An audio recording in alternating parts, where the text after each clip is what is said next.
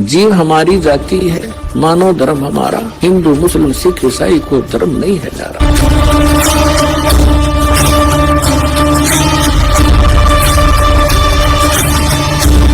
तो ये जो आपको विधि बताई जाती है कि कुपात्र को दिया हुआ दान व्यर्थ है, सुपात्र को दिया हुआ दान आपका फलता है। अब जैसे हम पहले साधना किया करते थे, पहले भी करते थे हम पूजाएं, क्योंकि भक्त आत्मा जो अच्छी आत्माएं हैं वो भक्ति बिना रह नहीं सकती, और उसके लिए काल ने बहुत लंबे चौड़े जाल फैला रखे हैं कि एक सत साधना ना करके परम संत के पास ना जाके नकली गुरुओं के पास ये कितने बैठे रहो, कहीं धक्के खाते रहो, भटकते रहो, अंत में इन्होंने पशु बनना ही बनना है, यहां से जा ही नहीं सकते। तो तब हम साधना करते थे तो हमारे पूर्व जन्म के संचित जो संस्कार थे, प्रारब्ध में जोड़े गए थे, उस प्रारब्ध वश पुनः से हमें लाभ हो रहा था। जैसे कक्षा में पास हुए, फिर विवाह हुआ, रोजगार मिल गया, संतान हुई, तो हम ये सोचा करते थे हमारे को इन भगवानों ने मौज कर दी। कौन से भगवानों ने? बाबा श्याम जी ने, हनुमान जी ने, श्री कृष्ण और शंकर भगवान और विष्णु जी ने। हम ये सोचा करते थे इन भगवानों की हम पूजा करें, इन ने ठाठ कर दिए या मौज मचा दी। अब पता चला कि ये भगवान तो ये कुछ भी ना कर सकते, ये तो जो आपका दिशा कर्म से वैसा ही दे सकते हैं।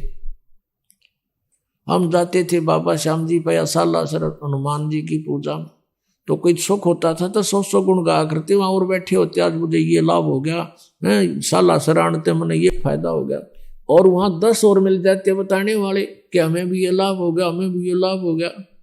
तो वहां उस पत्थर पर कति फेट होते चले गए, सही यहाँ कोई न कोई लाभ सबको हो रहा है, और वो हो रहा था पिछले पूर्व जन्म से।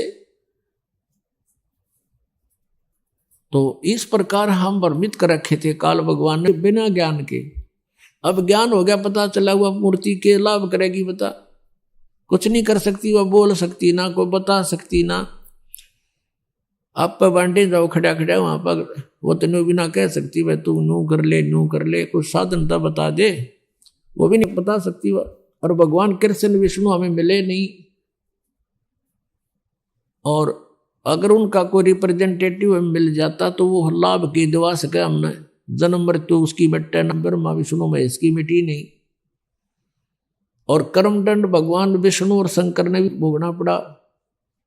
अपने किए कर्म का भोग तो हमारे प्रारब्ध के कर्मों के यानी आने वाले आपदाओं को नाश नहीं कर सकते, बचाव नहीं कर सकते। तो अब तत्व ज्ञान की रोशनी से हमें पता चला।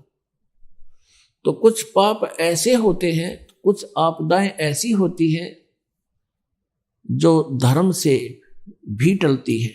ये परमात्मा पूर्ण ब्रह्म कबीर भगवान जी हमारे साथ साथ रहते हैं। कबीर परमात्मा कहते हैं कि जो जन मेरी शरण है ताका हूं मैं दास, और गेल गेल ला गया फिरूं जब तक धरती आकाश।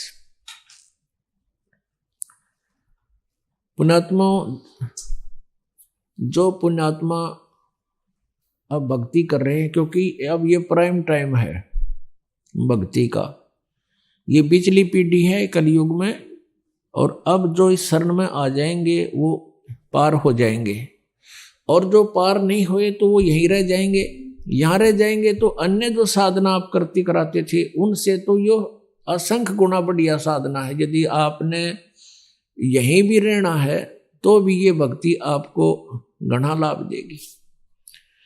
और यहां तो महामूर्ख रहेगा जिसको ज्ञान नहीं होगा बिल्कुल भी, और जानबूझ साची तजय करे झूठ ते ने, ताकि संगत है प्रभु सोपन में भी ना दे।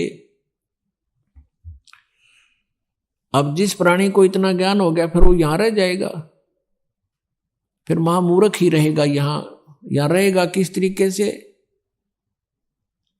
अंत समय में इच्छाएं घटानी चाहिए हमने बुढ़ापे में, और हम बढ़ाते चले जाते हैं। हमने चलने की तैयारी करनी चाहिए, किसी भी आस्था नहीं रखनी चाहिए पोता और पोती में, ज्योति और ज्योतिया में। ये इनका अपना काम पूरा हो गया, वो उनका रोल शुरू हो गया बच्चों का, वो अपने बच्चों ने पाले पोसे, उनके संस्कार फलेंगे। और यदि भगवान से उनको जोड़ दिया गया तो भाग्य में ना होगा तो भी मालिक देगा उनको, रक्षा करेगा उनकी। तो फिर हम ठेकेदार किस लिए बने? तो बुढ़ापे में हमारी दूनी दुर्गति करे युकाल, ना तो कोई हम करने योग्य रहते, इच्छाएं इतनी हो जाती हैं, न्यू हो जा भगवान, फलाने का न्यू हो जा, पोते का न्यू हो जा, पोती का वहां ब्याह हो जा। तो ये समस्याएं हमने घटानी पड़ेंगी अपनी, और ये ज्ञान से घटेंगी, वैसे कहने सुन से नहीं बनती बात। तो क्या बनती है बुढ़ापे में? आया बुढ़ापा बैरी, पड़े परिवार में ममता गहरी। आवे बुढ़ापा बैरी, पड़े परिवार में ममता गहरी। पोता ब्यालो या मन में रहरी, एली करवा जो खड़ी रहेली, करवा जो खड़ी। जो के ठेका ठा लिया और कोई पूछा नहीं बुढ़ा ने। बच्चे कोई काम करना शुरू करते हैं, बीच में जाकर खड़ा हो गया, नो नहीं भाई नो करो, वो करते होंगे उन्हें डिस्टर्ब करेगा। अब जो वृद्ध आदमी आज 70-80 साल का हो गया, उस समय जब वो युवा था, जो भी क्रियाएं करता था, उसमें वर्तमान के हर टेक्निक में अंतर हो लिया, तो उस वाली सलाह काम ना दे। और फिर जब वृद्ध हो जाएगा, यो ज्ञान समझ में आ जाएगा, फिर तो परमात्मा कहते हैं, लोभी मन नाम सुमर ले रे, तू जीवित मर ले रे, फिर जीवित मर जाएगा। जितनी जैसी आपकी सोच समझ है, बच्चों को एक बार प्रार्थना करें और वो कहें कि नहीं पिताजी ऐसा करेंगे, अच्छा बेटा ले देख लो, ऐसा कर लो, फिर अपनी माला लेकर मुंह फेर ले, बात नहीं करे दोबारा, क्योंकि वो बालक नहीं है और परमात्मा उनके साथ है। जहां जो भगवान साथ देगा, माँ बाप नहीं दे सकते। माँ बाप अपने बच्चों को खाना खिला के, अच्छी तरह नवा धोआ के, कपड़े सुथरे बढ़िया पहना के स्कूल भेज देते हैं, और रास्ते में दुर्घटना हो जाती है तो वहां माँ बाप का रोल नहीं है,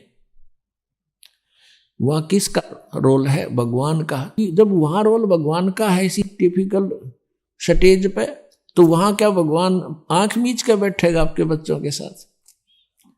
तो पुण्यात्माओं, आत्मज्ञान बिना नर भटके, तो बिना ज्ञान के हम भटक रहे हैं। जब ज्ञान होगा बहुत हल्के हो जाएगा बोझ। जैसे सीता जी का ब्याह कर दिया था राजा जनक ने, और विवाह होते ही कुछ दिन के बाद वनवास हो गया। वनवास के बाद फिर उसका अपहरण हो गया, रावण की कैद में रही 12 वर्ष। अब क्या राजा जनक इतना समर्थ नहीं था कि अपने दामाद और पुत्री को वहां अपने वन में बैठा लेता, जंगल में, उसमें राज्य में, और वनवास का वनवास, और वहां सारी सुविधा देता उसको, वहां भिजवा देता सारा सामान खान पीने का। लेकिन नहीं, वो विद्वान पुरुष थे, उनको पता था कि हमारा फर्ज इतना ही था, इनकी विवाह कर दिया और इनका इब भाग फलेगा, हमारा बीच में डिस्टर्बेंस कति काम नहीं करे, हम मूर्खता करेंगे इनके बीच में बढ़ के, और हम बीच में पहले बढ़े, बच्चे का ब्याह कर दिया।